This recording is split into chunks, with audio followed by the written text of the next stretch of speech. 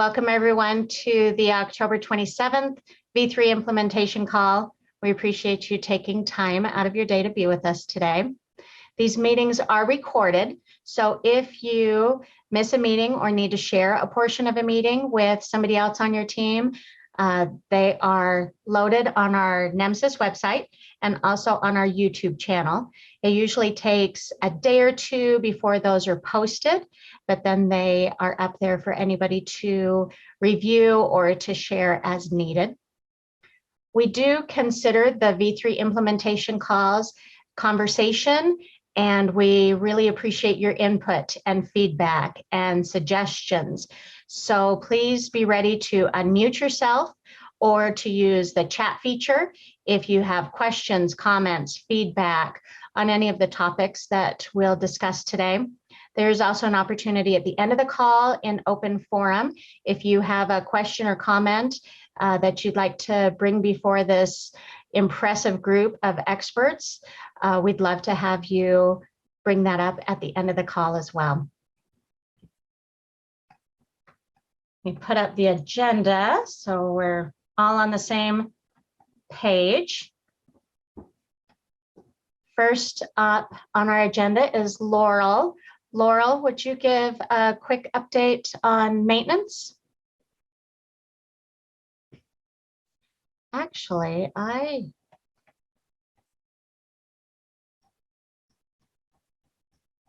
don't think Laurel's joined us yet.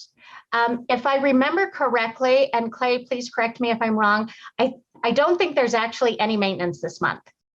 There is not, that's correct, yeah. Okay. If anybody has questions for Laurel, she is always welcome to take your emails and answer questions on maintenance or technical issues as well. So that was easy. Wow, we're just making good time through our agenda. Next up, Clay's going to take a few minutes to talk about a couple of subjects. Clay, it's up to you. All right, thank you. May I share my screen? Is that okay to do? Absolutely. All right, fantastic. All right, folks, thank you so much for joining this morning. It's great to have everyone together again. Wanted to talk to you a little bit about the extension on the version 3.4 sunset date. As folks know, we have been in conversations with you and with the Formal Data Managers Council, and actually with the state EMS directors. The Office of EMS has finalized an extension. We're showing the new versioning schedule timeline here on your screen. You can see that the only change that's been made, and I'll describe this in greater detail, is that we've extended the sunset date for accepting 3.4 data for an additional year. So a data collection for a NHTSA version 3.4 was going to end on January of 2023. It's now been extended to January of 2024. There are no changes to the closing of version 3.3.4, so that happened this summer. And there's no change to just the green flags that just kind of talked about the market availability of version 3.5 products. So this extension is kind of a good news, bad news, right? We clearly, as we've all been wrestling with the demands that have been associated with the COVID pandemic, it makes some sense to move it out. Of course, we don't want that to mean that everybody now just sits back for another year. We'd like to see movement, clearly just having us moving forward at a good pace. To help with that, the Office of EMS is formalizing a letter that will be signed and distributed that makes the point that the sunset date has been moved for 1 year for the closure of 3.4, but also makes the point that they'd love states to continue and vendors to continue moving forward in a prompt way to be able to accept and migrate to 3.5. With this change, we'll have the longest open version 3 version of NEMSIS that we've ever had. So version 3.4 will be open for 9 years. So clearly lots of time for folks to get familiar with that standard. And we'd love to see some continue our pace forward, recognizing that the environment right now is very complex and states and agencies are pulled in directions that we hope will subside in the near future. So any questions about the extension of the closure of 3.4 for one additional year?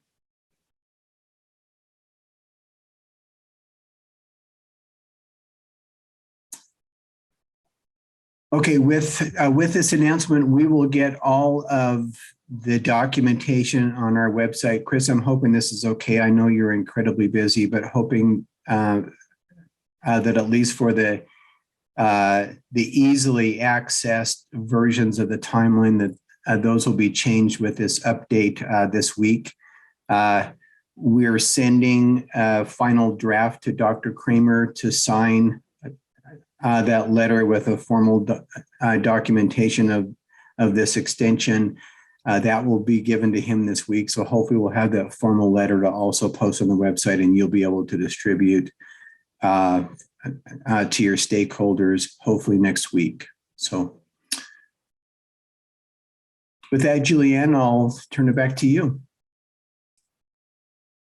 Oh, perhaps, Eric, do you have any comments that you wanted to share in regards to this decision? I'm sorry, I should have asked you. The extension? No, sir. Other than to say, apologies for not having the letter out right away. Anything Dr. Kramer signs out has to go through the formal process now, and the administrations change that around when there's a new administration. And believe it or not, they're still working out the kinks. So we will get that out to you, but it's basically going to say, we'd really like it if you continue on the existing schedule and move forward, as Clay mentioned. However, we realize that's not the case, so we pushed it back a year. And if there's any questions or concerns, please let me know, and we'll be happy to address them. Thank you, Eric. All right, Julianne. All right. Thank you, Clay. Thank you, Eric. Next on the agenda is Lauri. Lauri, do you want to share your screen?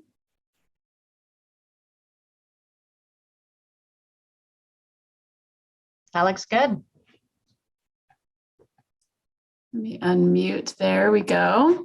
I just wanted to share a new resource we've been producing with you all today. And let me just say first that this came at the request of a state data manager. And someone just said it'd be great if we could have a little 1 or 2 sheet flyer kind of summarizing the changes in version 3.5 that we can share kind of broadly. Really, our audience for this is that you could share it with state managers, with agencies, with clinicians, kind of on all different levels we are targeting. And we solicited some feedback from our educational committee as well, who helped us review this. So thanks to everyone on that committee. And hopefully this will be in the chat soon. We're also going to share this in via our Google, excuse me, our Google group, so that you can utilize this to share and just to kind of get the word out that V3.5 is coming. It's nothing to be scared of, and that it'll give an overview of that. So let's look at this a little bit. I just wanted to preview and point out a few things on here. Essentially, it's just an overview of a little bit of history of how this change came about, how the standard is changing. It gives some specifics and a little summary of them. On the right-hand side, you can see it gives a summary of fewer national required elements and an explanation of that, a little bit about some revised call dispositions, how it harmonizes with CARES, with the cardiac arrest registry, updates to defined list, expanded meanings, more accurate reporting, compliance testing, little explanation of the UUID that's in the background of it as well. So it is an overview. It's not very in-depth, but we hope it's something that you can share with agencies and clinicians and help to get the word out. that the change is coming. Let me think what else. Let me also mention that we are working on a couple other educational and support materials for you. We are working on a document that we're getting feedback on, a final draft currently, that explains more of the changes to e-disposition 12.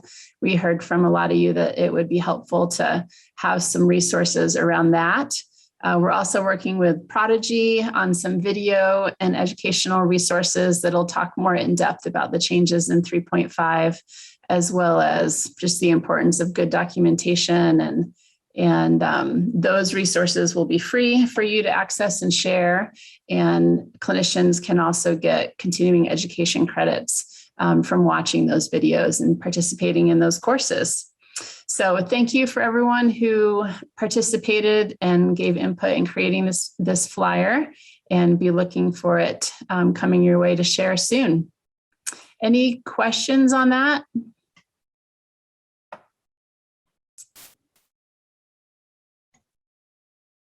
Okay, I'll pass it back to Julianne. Thanks, everyone. Thank you, Lauri. Next on the agenda, Kevin White's going to demonstrate the 911 call complaint dashboard for state-specific or state-level responses. Yes, thank you, Julianne. Hopefully you're seeing the NHTSA homepage right now. Yep. Excellent. That's exactly where we want to be. So this state report that I'm demonstrating today is an extension of a public report that has its history going all the way back to version 2, and then we updated it for version 3. And now we've produced it also for states. So before we get into the nitty-gritty of the dashboard itself, I wanted to make sure that I notified everyone, or made sure everyone is aware that note that we're on the dashboard page and we have our lovely Tableau sign-in screen back once again. So we were able to patch our Tableau server so that so people are no longer required to do the workaround that we had up for a while. So we're really grateful for people working with us on that, and tolerating the fact that sometimes software errors occur. And just thank you, everyone, for sticking with it. We really appreciate it. But now on to the really good stuff, which is, of course, the dashboard itself. So I click the sign in, I sign in, and the dashboard loads as expected. So this is a state level dashboard. So if you are a state data manager, what you will see when you log in is information just for your state. But the presentation of the information is exactly the same. What this dashboard allows you to do is to explore the link between the call complaint, the impression, and then the symptom as well. So, and of course we can, as with all of our dashboards, we can click on one, or if I hold down a control key and click again, more than one element, and watch as that dashboard changes. And of course, I can also, if I want to grab, say, the top of some, I can do that as well using my mouse pointer. And to reset it, I can just click right back in the visualization. So it's a simple dashboard, but we found that it's surprisingly powerful in demonstrating the linkage between these three very important elements in the standard. And finally, because we have a little space here, I just always want to remind people that they have the ability, if they want to subscribe to any dashboard on our website by clicking the subscribe link. And let me make sure it's nicely in frame, and filling out this information. The best schedule to use really is either a weekly on a Monday for all of our dashboards, or of course you can do once a month if you like. And the reason we like that is because most, if not all of our dashboards refresh over the weekend. And so the best time to see new information in this dashboard or any of our other dashboards, if you do subscribe, is on a Monday morning. Are there any questions or concerns about this dashboard? Excellent. Yeah, Kevin, this is. Yes, please go ahead. It's okay. Yeah, I'll just draw attention to the kind of the timely importance of this dashboard. I think with the current conversations that are going on in regards to a 988 call system, right? So being able to differentiate calls that could be handled and should be handled differently than with an EMS response. This can help your state be able to, for example, if Kevin was to click on, I don't know, say sick person there, just the top one there, then you're able to see what was the provider's true impression once they got there, right? So mental health is a big issue associated with the 988 a flurry of work that's going on. So here it's possible to kind of see how your calls are breaking down, so that if there are mechanisms within your state or folks are talking about how to send different resources kind of after a 911 call, this may be a great way to kind of see what's happening in your state, right? As to if you looked at each of the call complaints, how they're actually ferreting out when actually EMS gets there and can actually assess the patient. So this could be very helpful to a state that wants to look at different methodologies for maybe having different approaches to a 911 call.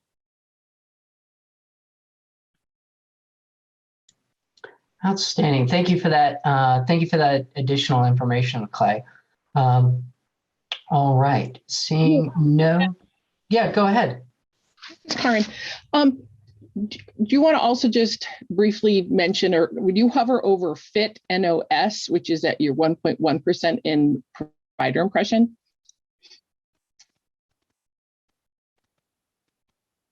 So if you hover over it, what you'll see, everybody, is the ICD-10 code. And you know what that is, I think, is convulsions. So there's usually more than one verbiage choice underlying within ICD-10. So just a reminder for folks that that you can always reference the code if you're like, FIT, what is that exactly? Because we don't use that word as a healthcare professional. Thank you.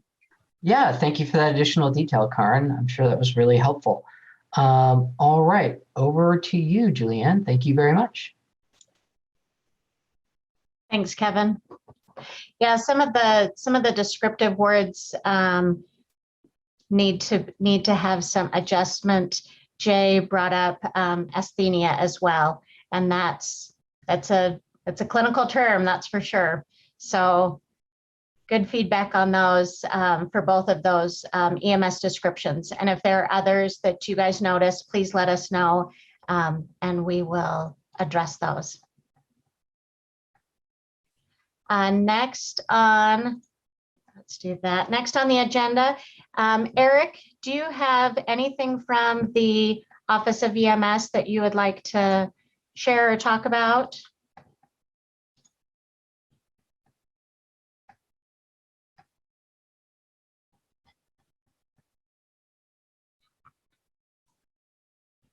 I think Eric is rejoining. Chris, is that what that looks like to you? Does it look like?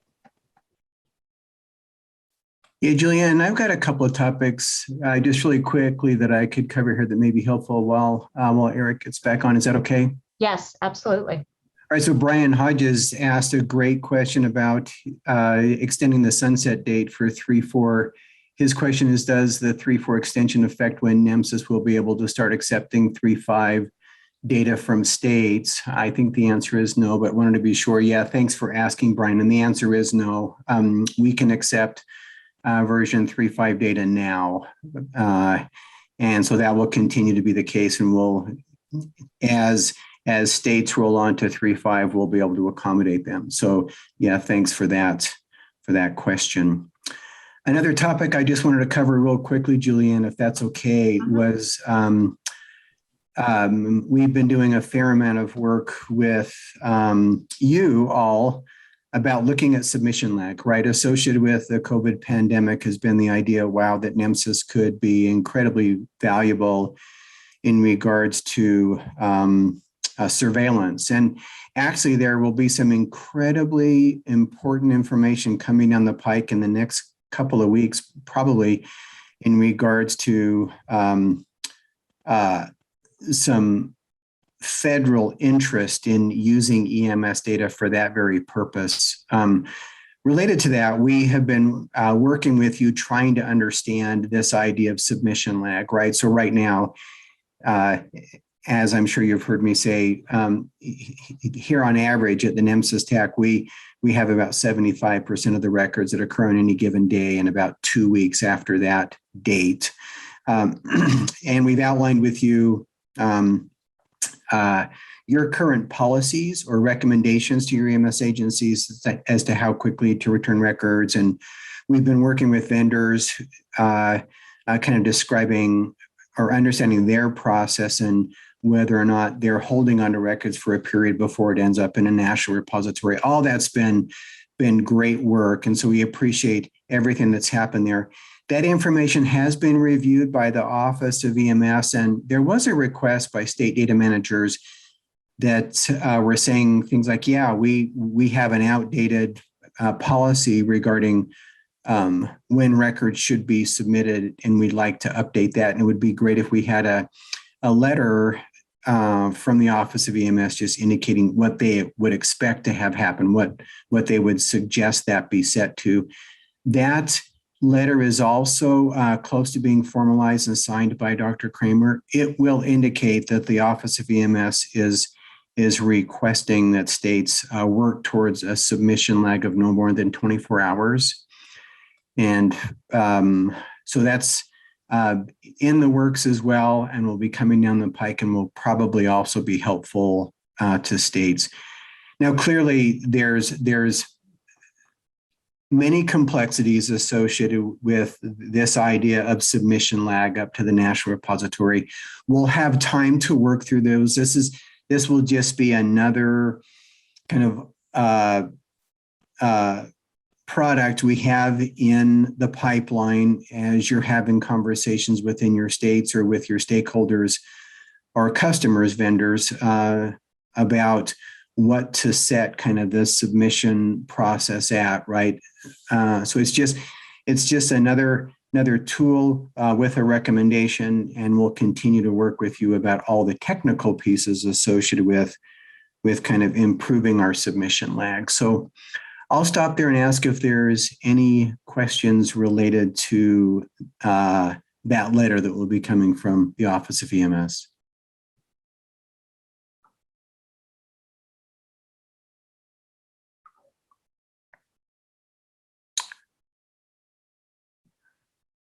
Okay, great. Yeah, and I'll go back and answer one more question from Benny in regards to the 3.5 migration. He asked any timelines on states upgrading to 3.5. We have a document on the website. Perhaps, Julianne, we could provide a link to that indicates Monet Ainacho on our team has contacted all states and asked for their plans in regards to when they're moving to 3.5. We'll keep that plan updated. I know that many states were kind of holding off on having a firm date set until they saw that the software that's prominent in their states had tested for compliance on 3.5.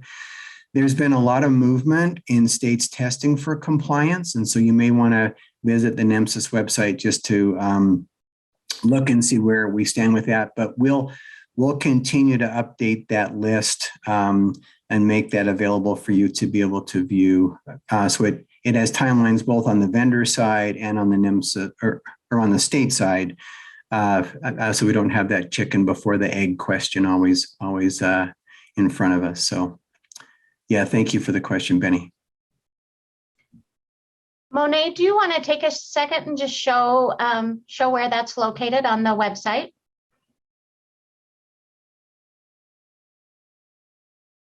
Okay, can you drive? Sure.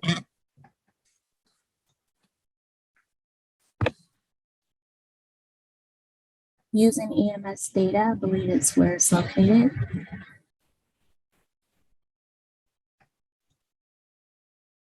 I believe it's on the 101.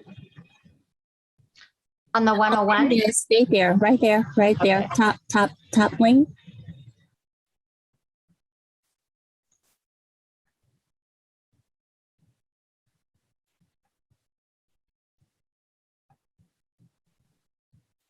Let's move it over so you guys can see it. This has a whole bunch of, okay, so I think this is, That may be filtered. yeah.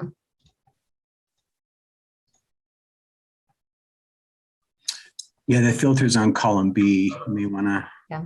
There you go. There we go. So it has both the state plans on this tab, and then the vendor plans is on the second tab. And we'll continue to update this and keep it up to date. Monet, is it also reflected in the state pages? Yes, that's true. Okay. So we'll pick on Utah. Felicia's always good to let us pick on Felicia. So on each state page as well, there's a timeline. If they've indicated what the plan is, then Monet and Lauri have gone in and updated on the state pages as well. And what we might want to consider is requesting information from states about if they're anticipating a different date for the closure of the 3-4. Oh, right. Yeah, item 3 there. Yeah, with the extension. Yeah, that would be a great idea, Monet, perhaps to update that with states. Great, thank you. Okay, thanks.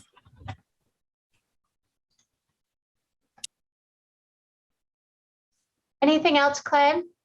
That's it for me. Yeah, any questions regarding that information, submission lag or the timeline?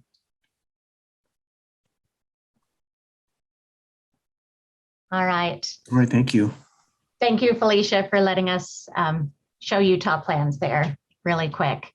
And those are all available on the website. Eric, do you have some items from the Office of EMS? I have nothing specific today, Julianne. Okay. Any questions for Eric while we have him?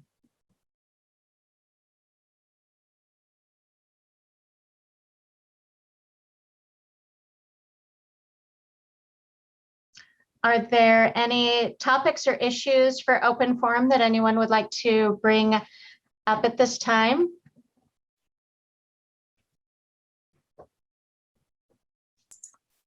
I just have one topic that I would like to extend a great appreciation to a young lady who has been working behind the scenes to help us fix missing DIM file issues, and which has also resulted in reduced failed submissions. Her name is Wendy Miller.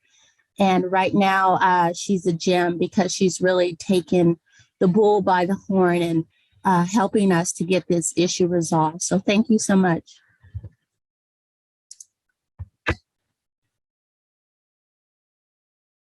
Thank you, Monet.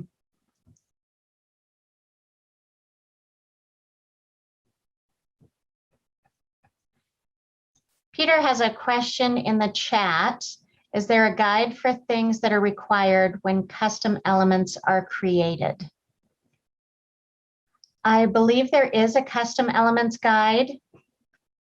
I'm trying to think of where that is located. Does that come to Clay or? Perhaps Josh, if he's with us, could speak a little bit to that. You could go to the NEMSIS website. There is in fact a guide. Yeah, there is a custom element guide. Peter, was there something specific in your question about requirements? Yeah, and I know I beat custom elements to death constantly. So we definitely have the approach to using guide. Maybe I'm not looking at a different one, but I was more looking for what types of things do states, areas, vendors need to create so that others are capable of consuming their custom values and custom elements. I wasn't sure if there's like a checklist, you need to have a data set or header information, if it's supposed to go to a certain place before it's accepted. So I was just wondering if we had any additional information beyond just, here's kind of examples of what it would look like, but here's more concrete things that you need to have when you're creating those custom elements. So that way, when somebody else is attempting to work with them, they have all the information that they need. So I think if I understand correctly, you're asking about some guidance for those who are creating custom elements, such as a state data manager who might be creating a custom element for their state. Guidance for them to make sure that they've created a good, complete configuration for that custom element that you as a vendor would be able to implement successfully. Correct. That's kind of what I'm looking for. It just seems that when it comes to custom elements, we have different people doing it different ways, different kinds of information. It goes to different places. And that seems to be the thing that I struggle with a lot of the time.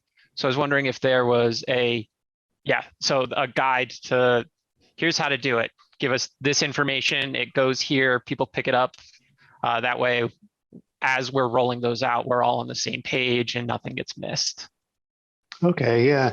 Might be helpful to get some examples from you. Perhaps we could do that through email or something of sort of the variations that you see that you think could be eliminated to make things more consistent. And then we could take a look and see, maybe some additional content in that custom element guide would be helpful for those who are defining custom elements.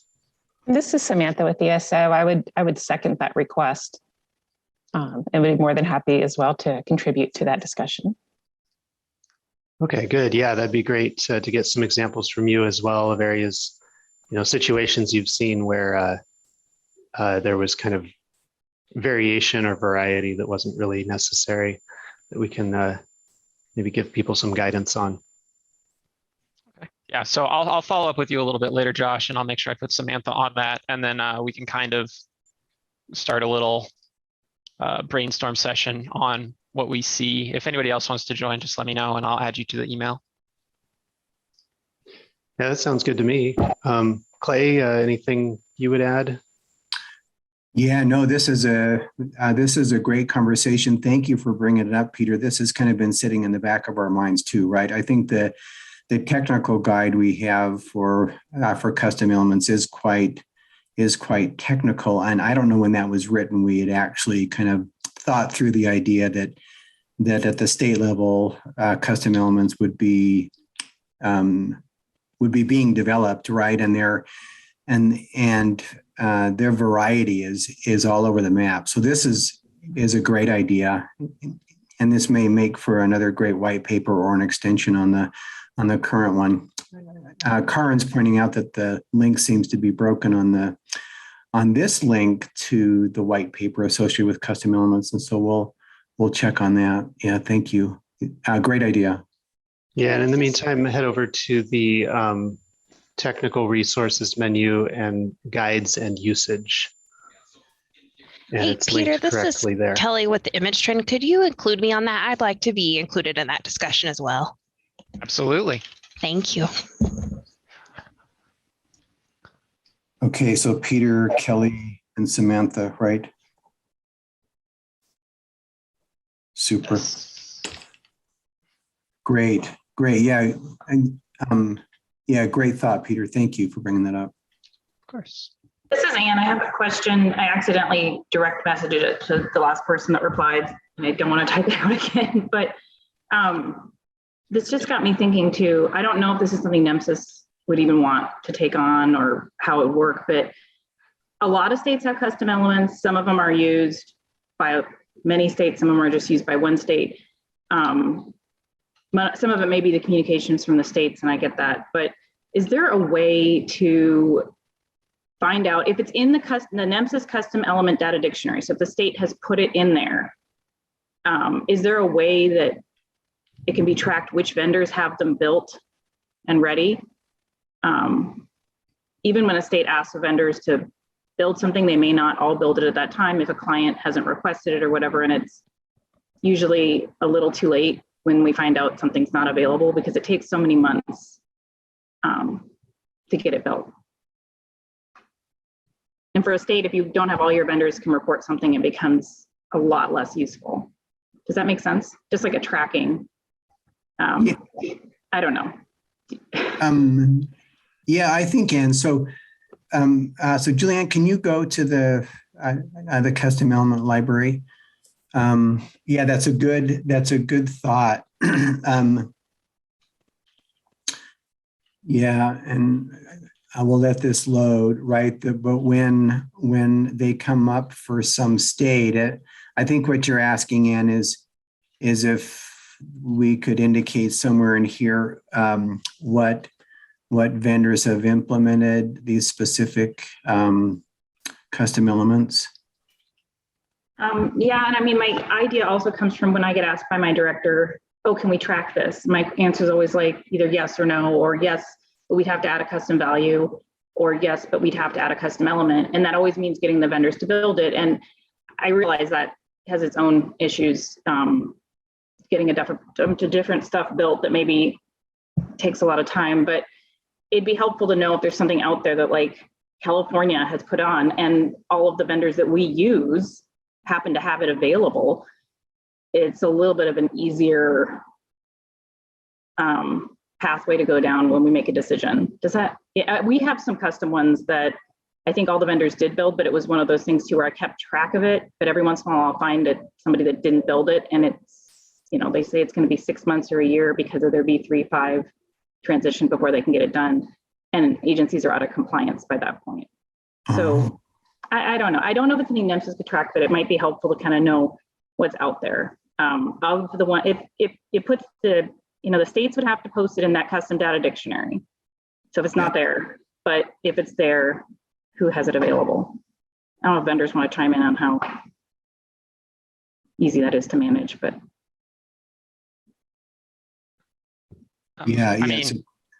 Yeah, Peter, please. Sorry. That it's just another place to document it. You know, we've got our change logs and things that we do. It just becomes another place for us to enter that information. I don't see it being a huge major problem.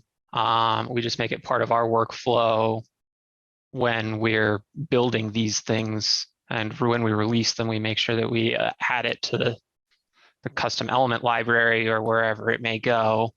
It's just going to be a matter of how do we do that in a way that doesn't create an overload of information for everyone else. Like, you know, if do we have a vendor custom library? Do we just attach it to the existing custom library? Is it by element? Is it by state?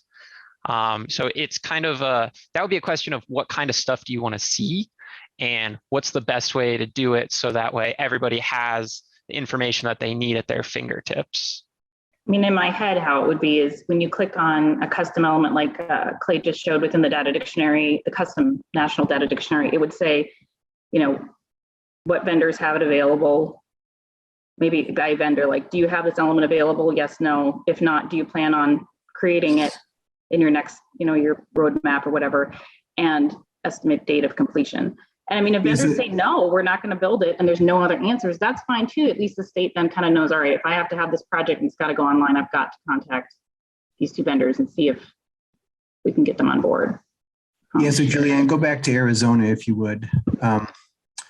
So so there's a great example, right? So any of those, right? So the IT in front, I think has been just traditionally indicating that this was an image trend developed custom element. But then when you clicked on it, so click on any of them, Julianne, and I think what you're saying here is maybe adding some process here where you'd know who had implemented this, right? Yeah, also, and sometimes vendors know they're coming to my state as a new vendor before I know they're coming to my state as a new vendor. And so this would also be if a vendor we don't currently have decides to come into our state, they can go into this custom element library and at least, kind of know what has been built by the state, but also do the other vendors all have it built, that sort of thing. I don't know if it really gives them that much lead time, but for example, this one and a few other ones we have, they're required in statute for agencies to report it. So they have to be built for an agency to be compliant with the rule and statute of the law in our state. So I think it would also be kind of nice that, a new vendor can kind of see if every single vendor in the state's already built it. That kind of answers your question too, if it's important and for it's being used. Okay. Yeah, that's okay. Good information. Yeah. I do have to add one complication to that. So we may have something like IT medications 31 in Arizona, but someone else can have the same question with the same answers in a different state. And, so here we're kind of breaking it up via state. I'm wondering if we don't start looking at some sort of solution around, instead of these being state specific, we come back and say, these are the custom elements inside of this version or whatnot. Because I know for us, making sure that X state gets Y and Z values, and then A state gets B and C values, it definitely adds some complications. So, we see IT medications here. Well, most of them are for Arizona. I'm sure Kelly would be able to speak more to that because I have a feeling she builds a lot more of them than I do. But where there's kind of that overlap. Like not for all our custom elements, but in a lot of the cases where we stick them out there, like these are a good example for the suspected opiate overdoses. It was created by a committee and put into rule. It wasn't thing where we said, this is what we have, or this is what we suggest, or this is out there. It was, this is what we want you to collect. You're going to need to build it. So I think in some cases, it's not going to be the data manager or the vendor that's going to be deciding what is going to be collected in a custom data element. It's almost always a higher stakeholder or a group of stakeholders or the legislature or whatever that wants specific information for like a mandate, at least for us. That's fair. Is there some sort of need to get those people more involved with the process? Just spitballing here. I know, that scares me a little bit. I know. Because I think I see the eyes glaze over a lot, even in people who are pretty interested in data. So I think a lot of times it's, just get it done. Like figure out how you're going to do this and get us this information. But I don't want to say no. Maybe it wouldn't be a bad idea. I just don't know how you do that. I certainly don't have access to those people. They're several people away from me, whoever they are. I know we have an internal process at ImageTrend and how we build out those custom elements. And it is really dependent on what the client's asking for, but I don't think there's anything wrong with maybe reevaluating how we build some of those and kind of coming up with that checklist like you suggested, Peter, so that we make sure that like you guys have everything you need to build that.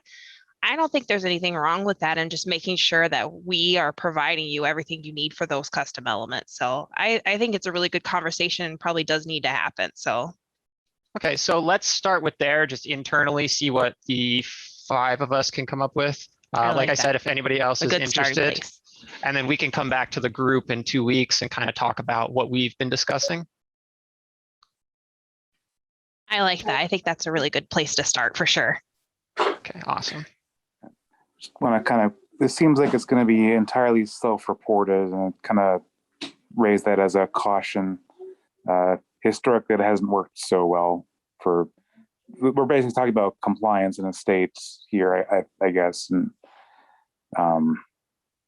your mileage may vary even when they say that they're compliant. Yeah, that's part of it too, right? We do want to give the states what they're looking for. And maybe if we have the things that we need ahead of time or in a specific way, it'll be easier to do that, easier to track if everybody's working off of the same information instead of, I get information from, the data manager in one way and somebody else gets that information in a different way. If we're looking at different things, then we end up with different results.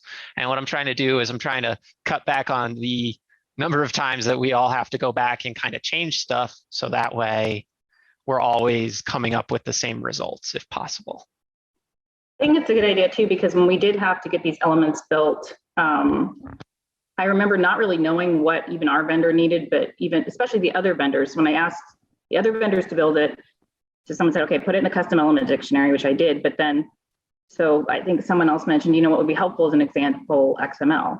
Well, I wouldn't have known that necessarily, but sure, those are the kind of things that I like processes where I can go through the boxes. But if I can give you everything you need off the bat, then it's just going to be faster for everybody. So, and it's not going to hopefully have a mistake later where one vendor built it a little bit wrong or the yes, no is reversed or something weird because we didn't communicate properly. And I think that's what we're all looking for there. Okay, so yeah, we'll talk about this and then we will bring it back to committee in a couple weeks, and hopefully we'll have some sort of ideas or some sort of guidelines that we can work on. Great, fantastic, Peter. Yeah, great discussion. Any other comments regarding custom elements? I want to get back to another question that Anne had. It raised another point that I wanted to make sure we maybe any more questions related to this work. Yeah, I just wanted to mention I've seen several instances where the roll-up codes, the NHTSA roll-up codes, where they should be added or not added to those custom elements. So just keep that in mind as well. Yeah, thank you, Monet. Other thoughts? Just along the same lines, whether it belongs in the custom elements section or maybe more of it, is it a compliance? Like, are we going towards listing statewide compliance? Maybe this might not be the best place if somebody's trying to find that specific information.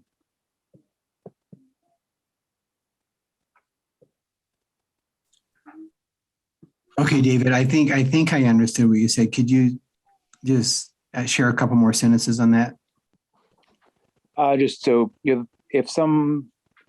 a state or a agency is looking for a compliant product for their state, I don't think they would know to come to the custom elements section to find that. Oh, I see. And so I'm not sure if everybody else agrees, but it's sounding a lot like state compliance as opposed to just custom elements. Whether you guys agree with that or. No, it's a good thought. It's a good thought. Anne brought up the point, right? That these custom elements related to naloxone need to be in their system. I mean, it's a state mandate. Yeah, maybe, I don't know, where do vendors look? Do they look on the state resource page? Do you go to Arizona and you see that I've got, the destinations posted there and I've got the validation rules or whatever posted there and the change logs, or do you guys go someplace else? Because you could put something on each state page that says like, asterisk requires custom elements, see custom element data dictionary. I just don't know where would you go? Like, where's your home page that you would go for each state to find out? So part of the issue is there's not really a good centralized location for all of the information right now. I go to the state page to check and see, all right, what is your what's your schematron? Do you, when are your start dates? When, what kind of special information? Generally we'll find, your facility codes there. But then if I need to go look at there's no reference here really to your custom elements unless I dive down into your state data set. So then I need to go check over on the custom element page to see if what we have is correct.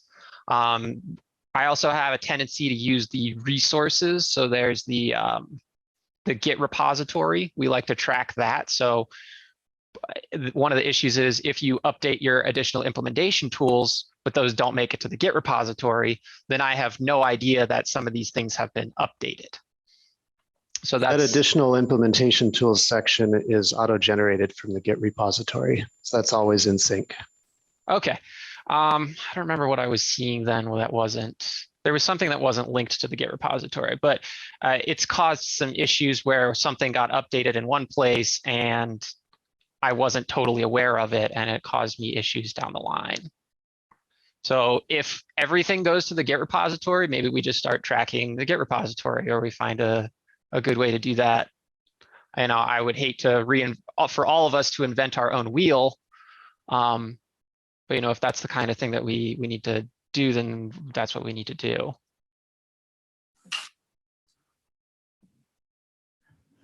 Okay, good thoughts, Peter.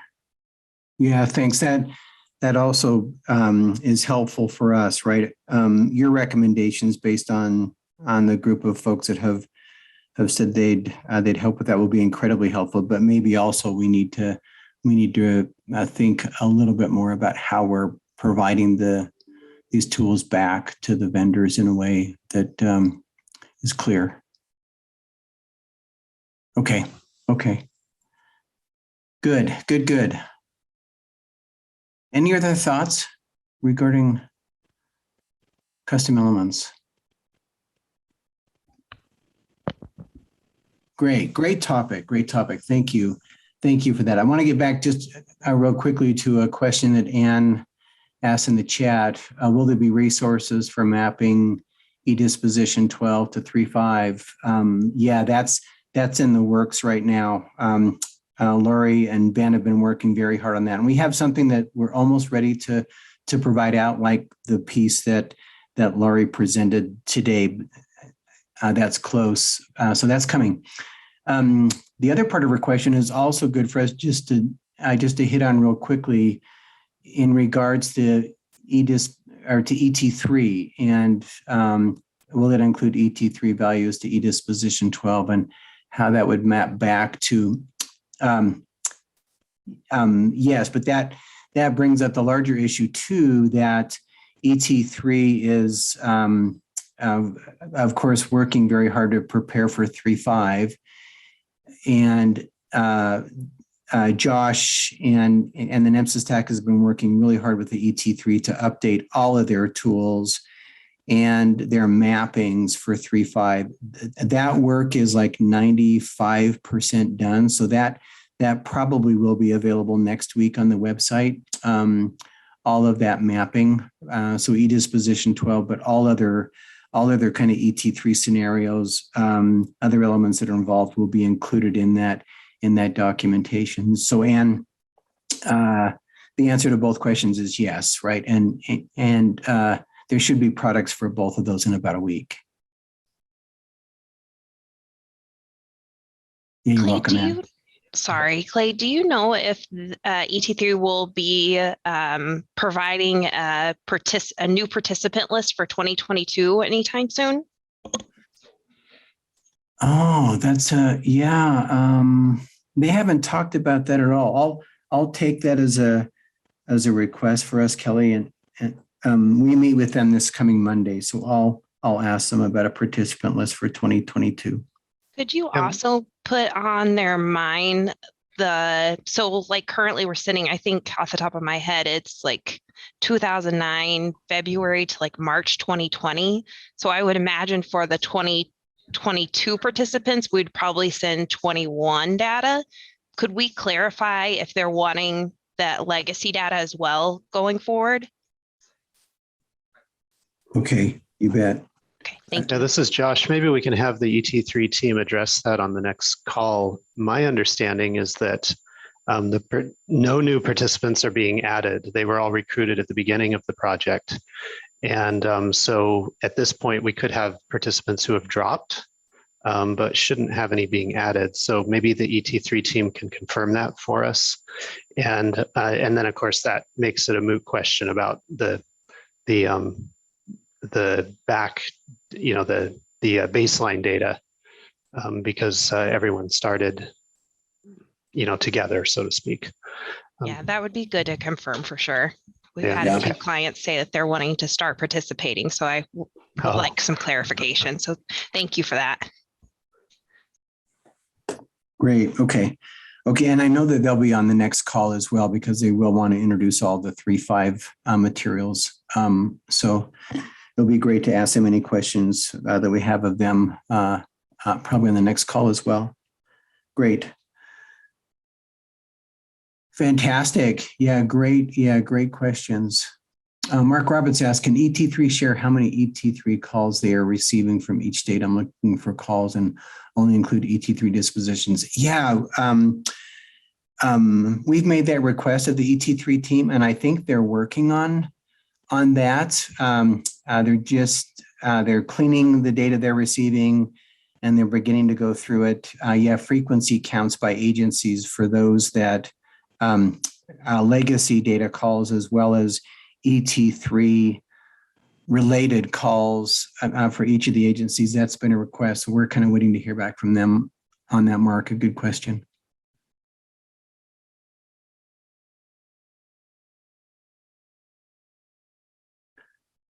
Okay, good. Any other questions for open forum? This has been incredibly valuable. Thanks, Mark.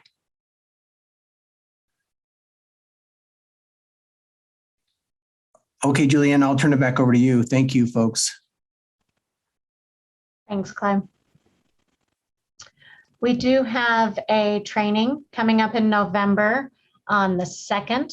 This will be done by Andrea Fourquet, and it will cover HL7, FHIR, and data interoperability. It will be somewhat technical, but anyone who is interested is welcome to attend. And they generally leave time at the end of these trainings to answer questions. So if you have specific things you'd like to ask, feel free to join this training, and that should be very valuable. Our next meeting is November 10th, same time, same place. We will continue with the V3 schedule through the holidays.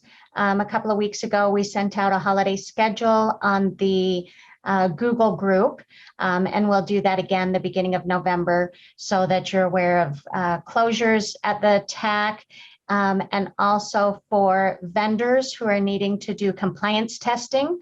You'll want to look at that schedule and get a time slot while the compliance team is in office during the holiday season.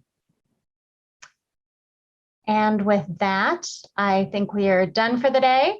Thank you all for being with us. Please reach out with any questions, comments, concerns, and have a terrific day. Be safe. Thanks.